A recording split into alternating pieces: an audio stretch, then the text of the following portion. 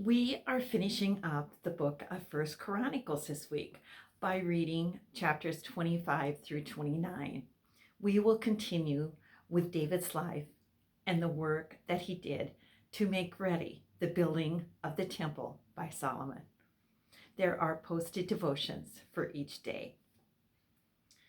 We read in the 25th chapter that prophesying can include singing God's praises and preaching God's messages. The list includes people David chose who showed an unusual ability to talk about God and encourage others in song. In the tabernacle, some people prophesied, some led in thanksgiving and praise, and others played instruments. You may not be talented in any of these areas, but God appreciates whatever you have to offer in service to Him. We read that there were 4,000 gatekeepers from the Levites in the 26th chapter. They not only had to keep watch, but they were divided in groups to check out the equipment and utensils for each day, the storing, ordering, and maintaining of the food supplies for the priests and the sacrifices, the caring for the furniture, and of course, accounting for the gifts. The gatekeepers had many responsibilities. With David as king, you know that there had to be an army. Those divisions are listed in the 27th chapter. The Israelite men who are listed here were heads of families, commanders of thousands, and commanders of 100, and officers who served the king. Each division consisted of 24,000 men. Just think of that. That's a small city.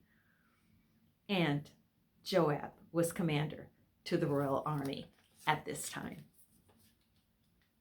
The last two chapters of First Chronicles present this transition from David to Solomon as king of Israel. The positive was focused on God's plan for Israel and his promise to David's descendants. Solomon had all that he needed for building the temple. But the most important thing, only he could supply, and that was a heart loyal to God. His motives had to be right, or his work would not be blessed. David told him that the temple is not for man, but for the love of God. First Chronicle parallels 2 Samuel, as you have heard me mention several times during the reading of this book. And it vividly illustrates the importance of maintaining a relationship with God. The genealogies in chapters 1 through 9 emphasize the importance of a spiritual heritage. The second part of the book detailed the life of David. His daily contact with God increased in worship and strengthened his desire to build God's temple. David's life shows us the importance of staying close to God through studying and obeying his word and communicating with him daily. We will begin 2 Chronicles next week.